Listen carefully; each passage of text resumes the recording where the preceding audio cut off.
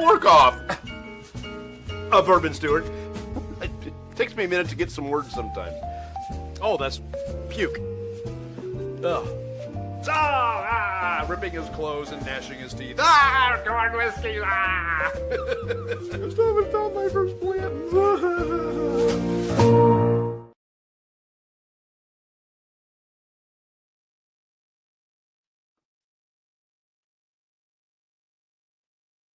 All right, here we go.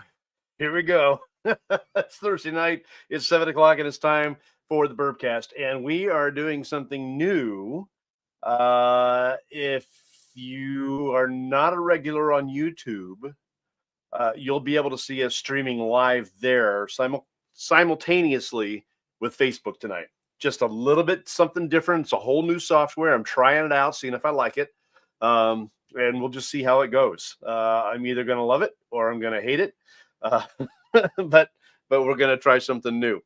Speaking of something new, tonight we're going to try out the Russell's Reserve Legacy. This was Russell's Reserve itself was born in 1998 to celebrate Jimmy's 45th year of service at the Wild Turkey Distillery in Lawrenceburg, Kentucky. Eddie crafted a special small batch bourbon. I'm nervous. I'm using a new software. Makes me scared. But so far, it looks like everything's working. So he crafted a small batch bourbon that he calls Russell's Reserve in 1998. So one report said that it was to commemorate the fact that he and his son were working together. I didn't see that anywhere other than just hyperbole. So this was a special release that came out for Father's Day, June 2023. And I'm not going to put the cork back on that. We're going to leave it off so we can breathe a little bit. There are 11 different barrels that were released by OHLQ. That's the Ohio Liquor Agency people. Ohio Liquor, OHLQ. That's how they do that. But see, and we mentioned this last week too, in the state of Ohio, liquor agencies, liquor stores are not allowed to do their own store picks. Bars can, restaurants can, even private groups can, but the different stores are not independent. They are all agencies of a controlled state, a controlled product state. So the different stores can't do like store picks like you can in other states, but OHLQ does that. And as I said last week, they generally do a pretty good job. I mean, really, they've got whoever's doing it does a nice job. This bottle is one of 11 that was released at that time. There were 11 different single barrels of Russell's Reserve Private Selection, selected by Wild Turkey and OHLQ exclusively for Ohio, not outside the state. They are not available outside of Ohio. However, Michelle's watching. Hey, Michelle. However, this private barrel selection is available other places. But it just happened to be a barrel pick for Ohio in this particular case. All right. So she wants me to speak up because it's hard to hear her. I think I should be able to show that. New software. She just happens to be out and about and doing her thing. And Trish is watching. Hey, Trish, how are you? She says, good evening. And I'm saying, good evening. All right. So we, again, I'm just playing with this whole new software here. So, all right. Individually bottled at 110 proof, non-chill filtered and aged for a minimum of 9 years, just shy of 10 years. This one, I got to be careful not to spill it when I do this. It was bottled on Halloween of 2013. On Halloween, 10/31/2013. And it was 6 months shy of being 10 years old. They dumped it and bottled it. Let's see, they dumped it on the 6th of April, and then they bottled it on the 24th of April. So just shy of 10 years. Chris is watching. Hey, Chris, how are you? Julie is watching too. She's a huge fan, she says. Let's show that one. And I've got some YouTube comments coming in as well, which is kind of fun. Looks sick on YouTube. Thank you, Luke. I appreciate that a whole lot. Kim is watching. No chicken cock this week. that was last week, Kim. I know you found amusement in the chicken cock, and that's fine. We do enjoy we do enjoy the chicken cock. All right, so this went for, now I got some banners, I got some things I got to show. This went for $69.99. It's 110 proof, and it's a number 4 alligator char. I need to research why that's important, because the more I look into it, the more I realize that the char doesn't provide any taste. It could provide color, although I'm hearing that there are ways to get a nice deep rich color in your bourbon without that number 4 alligator char. So is it because they expect it to be in the barrel for 9 years or almost 10 years, and they're trying to control the amount of ebb and flow of the bourbon through the wood? Does the char hold it away and just a little at a time? I don't know. I want to look into that and find out more about the char. There's so much more to learn. You think you have it all. You're a certified bourbon steward, and and then you find out that there's more to learn, and there always will be, and that's what's exciting about this. All right, so let's get into another banner. The mash bill on this is 75% corn, 13% rye, 12% malted barley. So this is going to be in that realm of things that I'm going to call a mid-level rye, not a high rye. High rye doesn't happen until you get to 18%. But this is a mid-level at 13%. So, and it's not low. Low would be in that 5 to 8 for me, and 13 is about mid-level. It's a pretty good one. This, by the way, is the same mash bill that all Wild Turkey products have. Every single one. Kim is talking. You gotta go back over here. Kim is talking. All right, what's she saying? Wait, you enjoy? Now stop that. This is a family show. No, it isn't. No, it isn't. Anyway, so this is the exact same mash bill. The 75% corn, 13% rye, 12% malted barley that every Wild Turkey product uses. We're talking rare breed.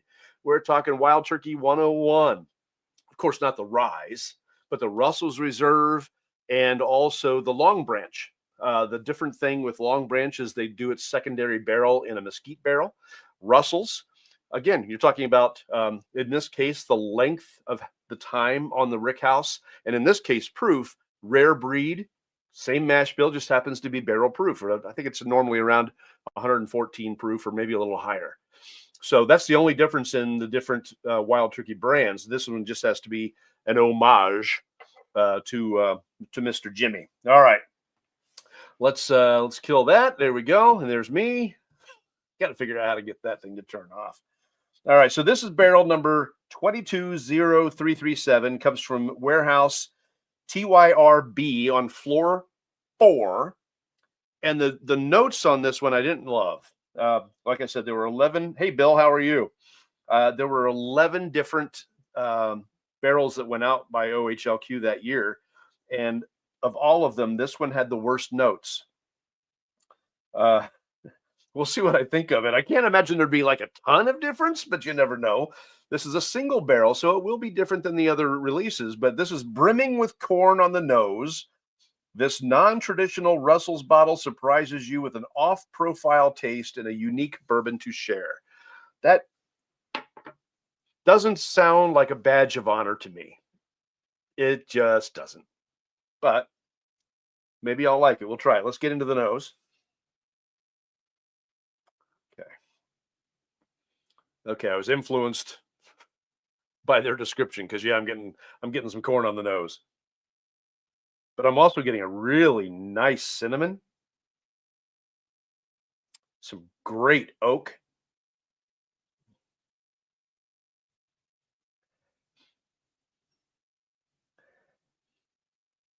There's some baking spices in there, which I'm a little surprised by considering the fact that it's only a 13% rye. And it's not the off-putting, like, earthy baking spices. This is I think this is going to be a nice pour. I'm going to find out. Yeah, what I'm getting the most here was just a slight bit of tobacco, but there's a really, the cinnamon is nice, the oak is nice, and that corn sweetness is there. Now you're going to have a hard time beating the sweetness I had last night. I broke my fast last night. I've been avoiding bourbon other than on Thursday nights for the month of January, but more specifically for the last 2 weeks of January. The first 2 weeks I didn't do very well. It was definitely a damp January, not a dry January. But last night I broke my fast and I Buffalo Trace. You talk about a sweet pour. Good night. That is one seriously sweet pour. And I don't mean sweet like sweet. I mean it's sweet like candy sweet compared to a lot of the bourbons that I've had. I think this is number 247, 248 maybe of the different bourbons I've had since we started this journey. All right. There's a back in the back. You've got to really look for it. There's a little black cherry and maybe a little licorice, a little red licorice back there. All right. Slight hint of mint right there. I just got it on the nose. Just a very slight mint right in the center. Let's find out what happens on the palate.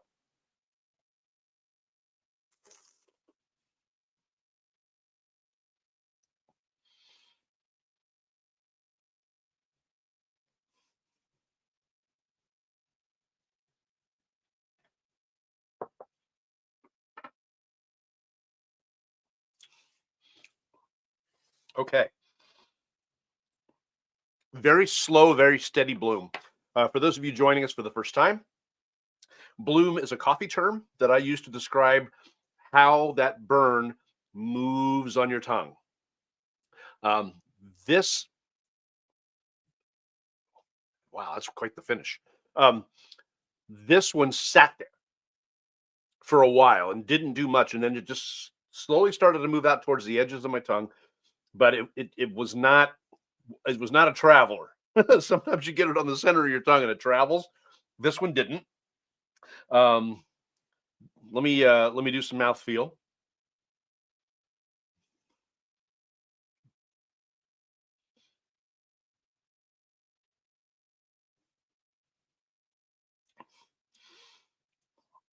This is just shy of buttery. It's got a nice viscosity to it, not overly thick, not thin in any way, shape, or form. Really, really fits the palate nicely. It's warm. It's got a warmth to it, which is nice because I'm a little cold. I can't seem to get my house warm enough. We got up to like 35 degrees today in Ohio, and it's still not warm enough. It's not going to be warm enough until I can sit on the back deck with one of these. Okay, weatherman, handle it. All right. So now some flavor notes.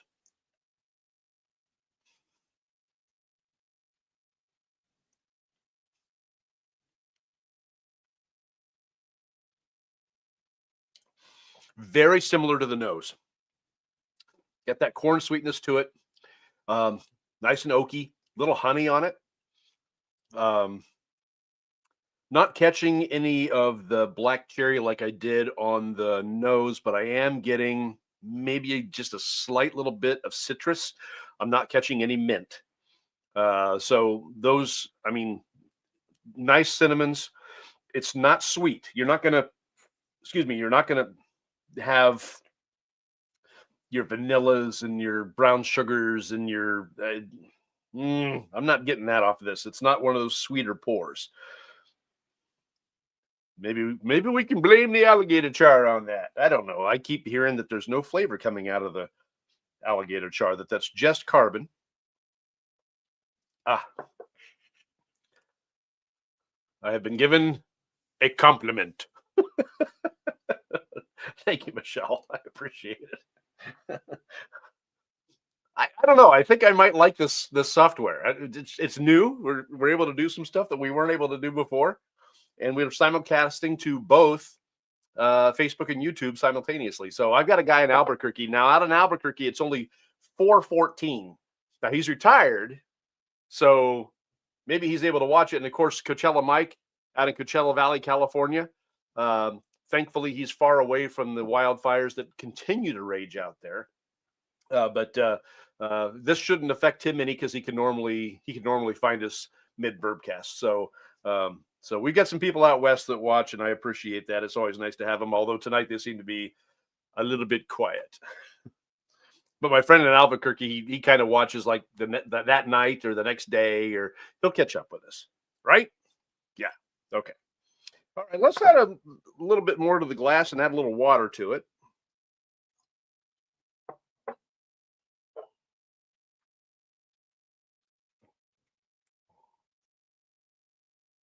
We're just going to do a couple drops.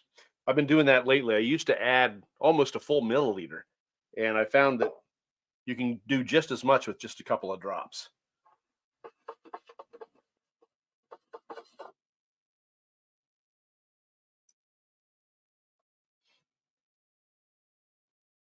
The nose on this changed just a little bit. Definitely seems a little sweeter. The vanilla tones are coming out a little bit, which it didn't before.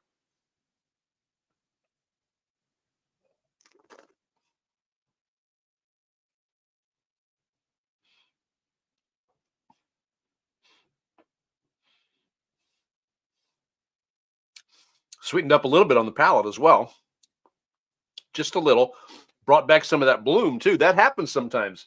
We talked about that a couple of weeks ago, how sometimes when you add water, nothing else happens. Sometimes you add water and it falls apart. Sometimes you add water and that bloom comes back. It's like, whew, that bite came back, and it did on this one. It did. Kim's talking. I don't think I want to put that one on there. That's the nice thing about this is I can choose which comments I want to put on the screen and which ones I don't want to put on the screen. I don't want to put this one on the screen. Thank you, Kim. Not even going to read that. I've got my standards. I don't. But anyway, okay.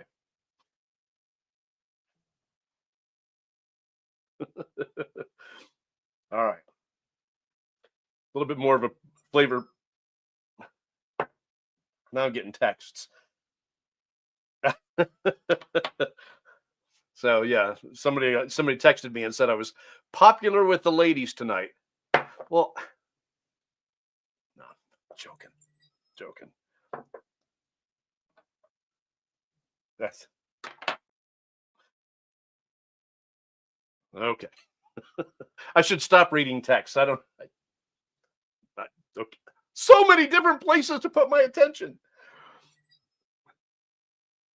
I'm not looking.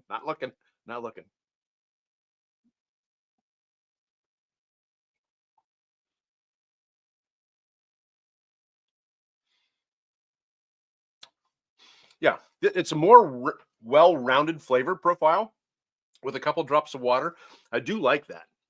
I think I like it better than having it neat, but again, fresh crack.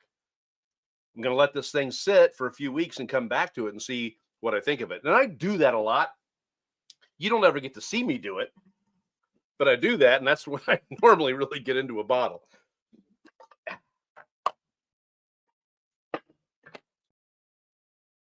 Squirrel, yeah. Oh, Kim. So Kim continues to put out comments that I'm not going to put on the screen. Kim.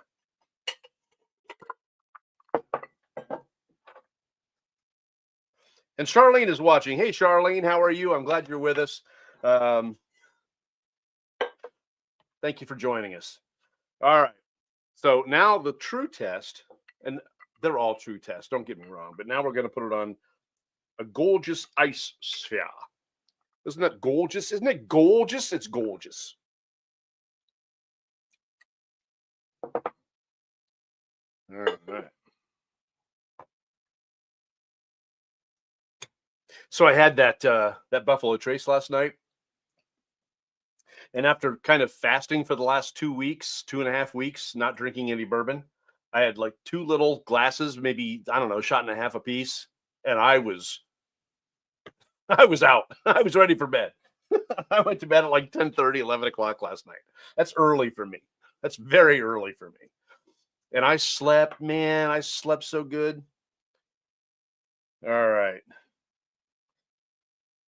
But there's people talking to themselves in the chat now. If you want to see what the chat is, I can put some of that on the screen. So like here, Trish is asking what Shar is drinking. Kim says, can you get into a bottle? Can I get into a bottle? No. I can't even get a toe into a bottle. And Michelle says, Kim is your number one fan. Well, I'm glad I have a number one fan. That's very nice of you, Kim. Thank you. All right, so we did the finger stir. So if you have a bingo card, which I know you don't because I haven't printed them out yet, you can check that one off. This glass is a rocks glass that belonged to my friend Mike. Mike passed away in 2023, and I just happened to get I got like a few things from him, and one of the things is his rocks glasses. So I drink this in memory of Mike.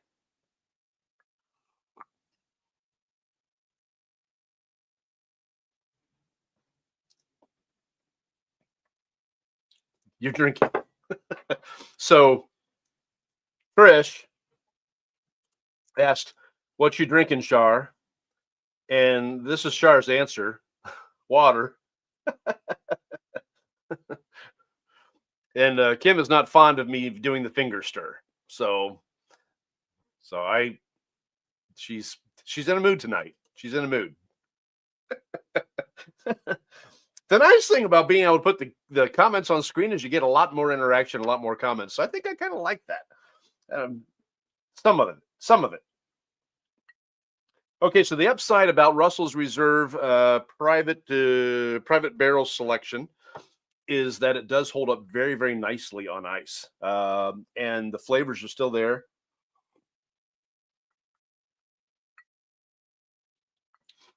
Again, not a rye heavy pour. However, I think that you could probably use this back and forth for rye heavy drinks. So you could do this on things that you would normally put a bourbon in, or you could use it on some things that you would normally put rye in. Like if you wanted to have a Manhattan, I think this would be all right for that.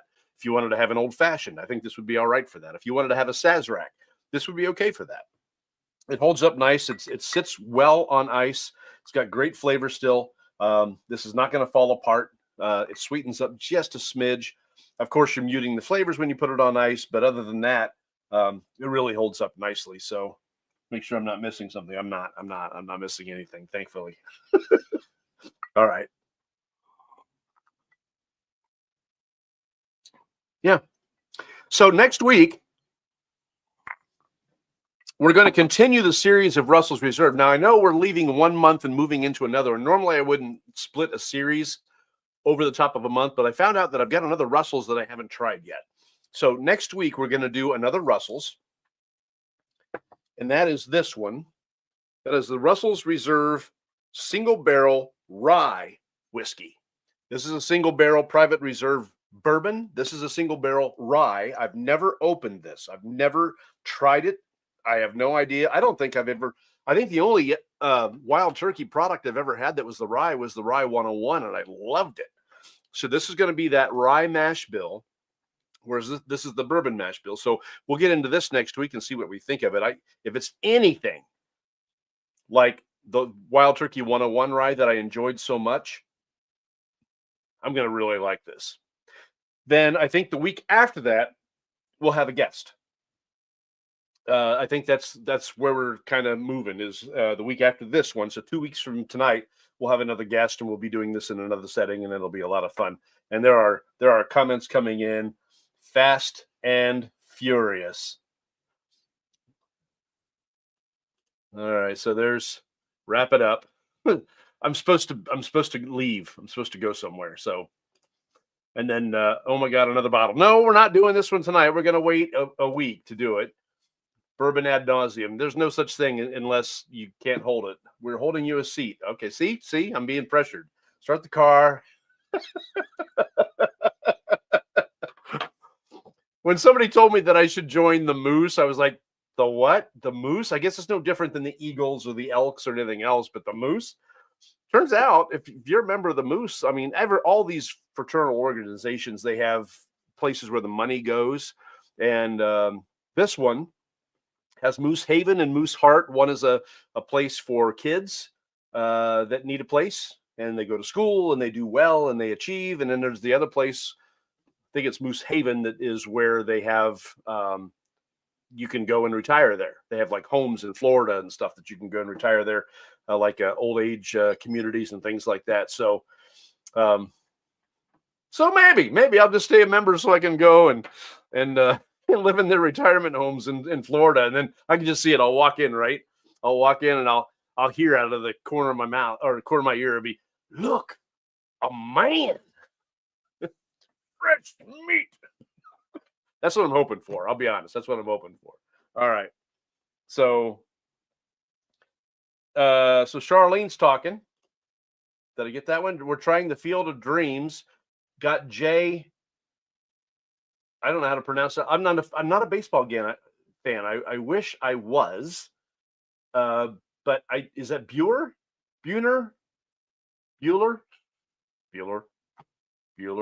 I don't know. Charlene, I don't know who that is.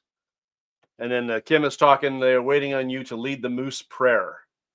So at night they have what's called the 9 o'clock prayer, but it doesn't always happen at 9 o'clock, and it has to do with the little children. Y'all face Moose Heart, which is where the kids are, and you say a little prayer over the kids. It's actually pretty nice, really. And it's funny. They say a moment of silence, and then they hit this thing, ding, ding, ding, and it's not silence, it's music. Okay. So next week, no, this one, the rye, the single barrel rye, and the week after that, hopefully we'll have a guest. If not, I've got a backup plan. It'll be good. So I want to thank you all for joining us tonight. This has been fun. It's been fun to try a new software and see how it works out. I understand that I am recording this on the camera, but I am recording this in software as well. So this may make my life a lot easier. It may make it a lot harder. I won't know until we get into post-production and find out. But next week, you'll find out if this passed the mustard or if I said, nope, not gonna that.